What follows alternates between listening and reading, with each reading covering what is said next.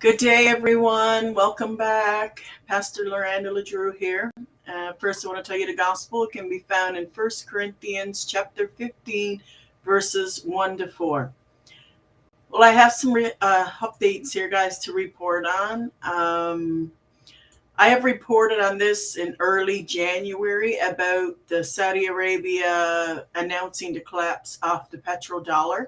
Well, apparently it is now in motion.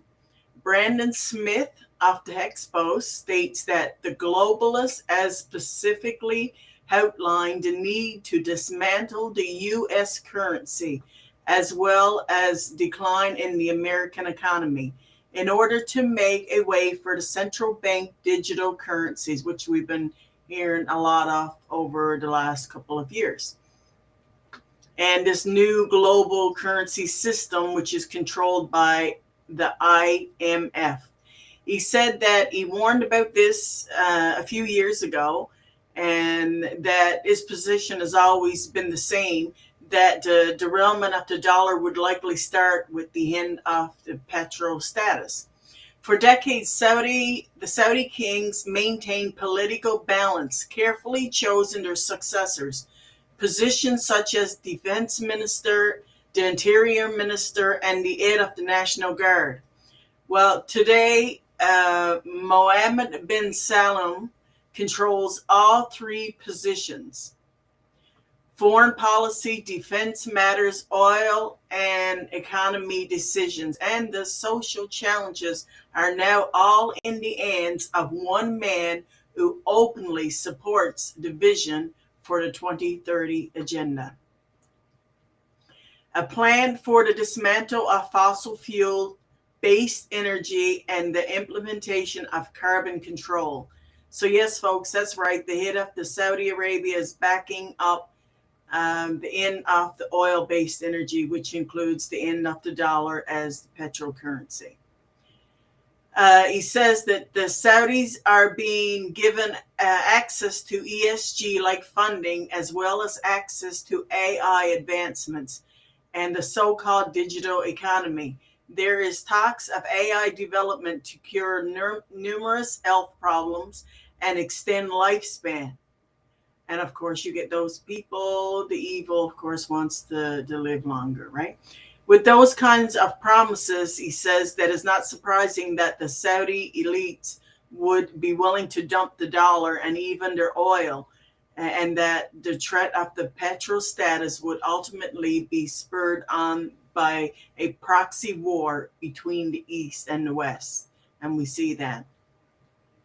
In response, the Chinese leader pledged to ramp up efforts to promote the use of the Chinese yen when in energy deals. This falls in line with another title, The Economic Endgame Continues. And that's the title of it, in which it is described how conflict with Eastern nations such as China and Russia would be exploited to create a catalyst for the end of the dollar's petro status.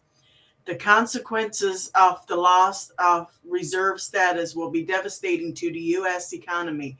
It is the only glue holding the system together.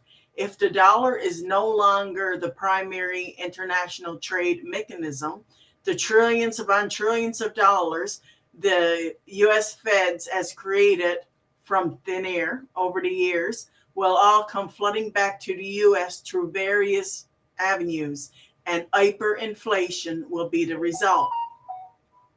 Smith says all the while the mainstream media and government economics will say they have no idea why inflation is so persistent and that nobody could have ever seen it coming.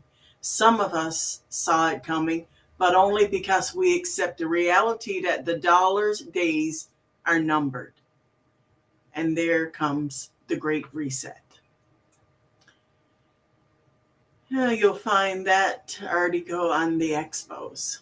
So, meanwhile, in London, up to 500,000 British teachers, civil servants, train drivers have all walked out over pay in the largest coordinated strike action for a decade, on Wednesday, with unions threatening more disruption as the government digs its heels in over pay demands. The mass walkouts across the country shut down schools, halted most rail services, and forced the military to be put on standby to help with border checks on what they are calling Walkout Wednesday. According to unions, as many as 300 teachers took part in this walkout. The government has taken a hard line against the unions, arguing that giving into their demands for large wage hikes would further fuel Britain's fuel problem. Tens of thousands of educational workers marched through the central London place cards, which read, "Children deserve better," and "Save our schools, pay up." Taking part in this march was primary school teacher Anna Rice. She said that she hopes the scale of this action would send the government a strong message. With inflation running more than 10%, the highest level in 4 decades, Britain has seen a wave of strikes in recent months across the public and private sectors, including transportation workers, Amazon warehouse employees, and the Royal Mail postal staff. Next week, nurses, ambulance staff, paramedics, emergency call handlers, and other healthcare workers are set to stage more walkouts, while firefighters this week also backed a nationwide strike. Complete chaos over in the UK area and it's all global. It's worldwide. So Pope Francis urged horrible accounts of victims in conflict in the Dominican Republic of Congo on Wednesday, including rape, amputation, forced cannibalism, and sexual slavery, and he condemned them as war crimes. Oh, it's absolutely crazy over there as well. Anyway, the Vatican embassy in the capital said that victim after victim told her story before laying down objects of symbolizing their suffering, such as machetes or daggers before a large wooden crucifix. A 17-year-old recounted her abduction from her village in 2020 and her 19 months of detention in a rebel camp, during which she was raped every day by a commander until she escaped pregnant with twins. She told how her captives mixed human flesh from their victims they killed and forced captives to eat it. Absolutely pure evil, guys. Pure evil. The world is horrible out there. Well, folks, the Comet ZTF, we've been talking about the things that's coming in from space and what's going on in the skies and that for quite some time now, but it just intensifies as we go. Comet, what they have called ZTF, has arrived, and according to scientists, it has been headed in our direction for 50,000 years. It's called the Green Comet. As you can see, we have the picture behind here in our background, which is kind of somewhat not blending lately. We have some issues with the transparency in the picture, but you can see that the Green Comet, and apparently if you get out your telescopes tonight, you'll get a real good close-up because you're going to be able to see it in the sky as it goes by. There was 13 fireballs that broke through the Earth's atmosphere last night, January the 31st, 2023. Asteroid 2023 BC6 will be also coming by us today with a near miss. We have been having a lot of those near miss asteroids lately. The Dominican Republic is at a 5.0 earthquake this morning. Also, the Philippines had a 6-point earthquake. So the earthquakes are increasing daily, 50, 60, 70 earthquakes a day. It's Absolutely unreal how that's been picking up. The U.S. is being hit with major ice storms. 18 million people are affected so far, some without electricity in Texas. That is affecting thousands of people there. 2 people are dead so far in this storm, but they are keeping an eye watch on it because it's slowly making its way across the entire country. Well, the Lord did say that there will be sights and signs in the sky, and that they will be pretty bad too, and that they will be so bad that men's hearts will fail them for fear, and that there will be stress in the nations with perplexity, and that the seas will be, the oceans and the seas and the waves will be roaring and all that stuff. So, guys, many storms will take place, and we see this increasing. Storms that is taking place in places that don't get them type of storms, and especially this time of year, and they are just kind of off the charts. So, well, folks, U.S.'s Anthony Blinken. We've heard a lot about him in the news, but he's in the Middle East, and he is seeking a two-state solution for Israel. Well, we Christians know that this is not a good thing in the eyes of God, but we know that it is going to happen. And the Lord says no to it, tells the people don't do it. And if it is going to be horrible things that's going to happen, and it's going to come up on the earth and things like that. But we do know that it's going to happen. It's biblical. But guys, for us Christians, the more that we see this, the closer that we know that we are getting to the return of Christ for his people. So even though we pray against this type of thing, it's not right, but we know that when we see these things, that time is really, really getting short. So anyway, guys, that's a few things, updates for today that has happened so far. So I'm going to leave it at that, and that'll be it for me for today. But I will be back later this week with more updates, and then as they come in, I'm usually I'm trying to make it every day, but at least every second day. It depends. Sometimes the news gets so much out there that it's just too much. You can't keep up. So we kind of try to take some of the bigger highlights and go from there. But so far today, and that's pretty much what we're looking at.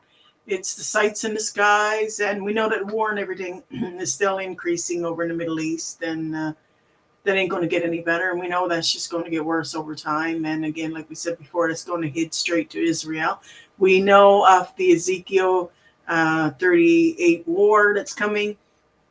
If you guys don't know what war that I'm talking about, just go to Ezekiel 38 in the Bible, and it'll tell you about the Gog and Magog war. There's also the Sixth Trumpet War, and it'll be the apocalypse and everything like that. It'll all come from all that. So, just get out the Word of God. It's all in there. So, anyway, guys, if you need a Bible, let me know. We will leave the email in the description box below. So just click on the description box, and you'll get links to articles where we find our articles and that, and you will get the email address. And if you want to drop us a line, or if you want a Bible, we will send them anywhere in the world, absolutely free to you. So just let us know, and we will get that sent out to you. So, and make sure you hit the subscribe button so that we can keep you all updated on what's coming, because we have some big things like those 15-minute cities and that we're keeping an eye on, and Klaus Schwab's announcement and that, where he's saying that the power grid is going to go down. It's going to be a huge cyber attack. A few things like that that we want to keep up on and report to you guys as they come in. But I have a video, guys, I'm going to try to share there with you before I go, and just take a look at some of the things that is out there. There's another one that I am going to share with you if I can get it on my next video, but I have this one that I want you to just take a look at here today. So I'm just going to share it here on the screen and hope you guys can see it. And go from there.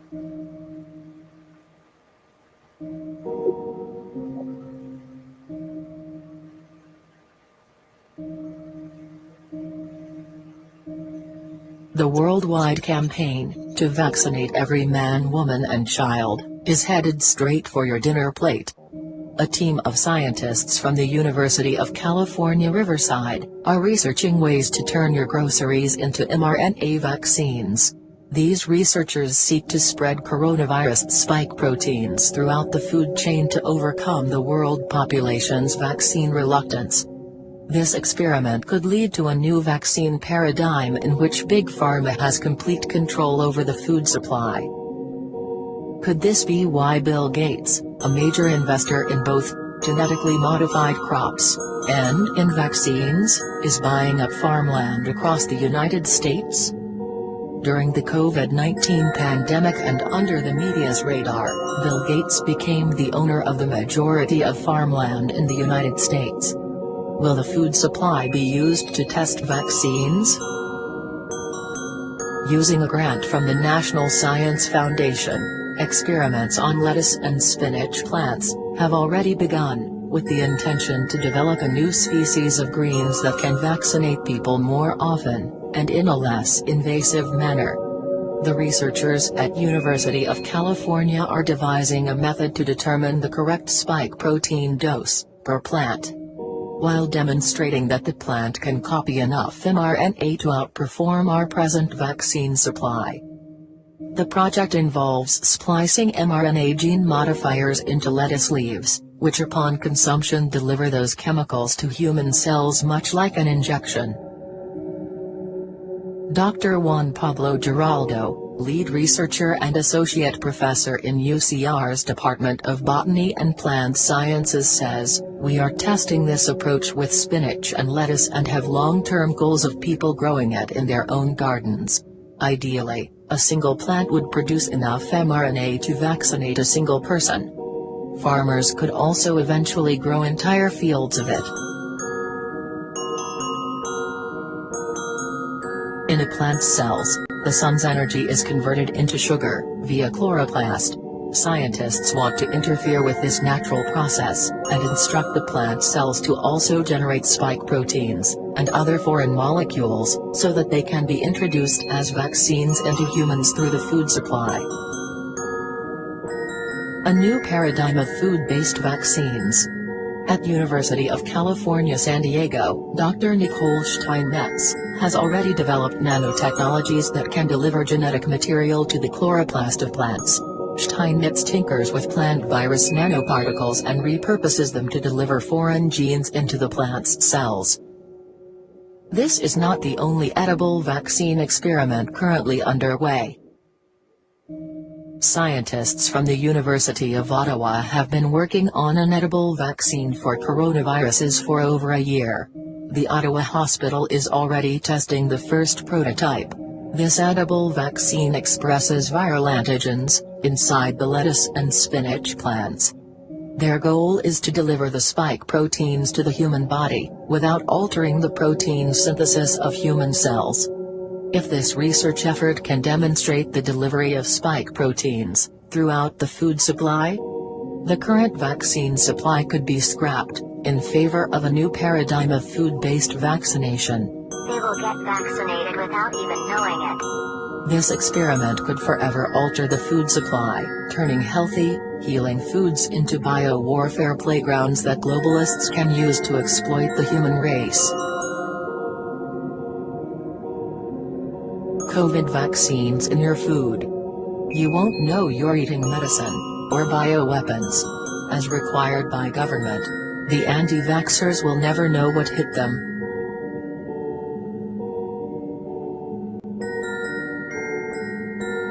See the description of this video, press the like button, and subscribe.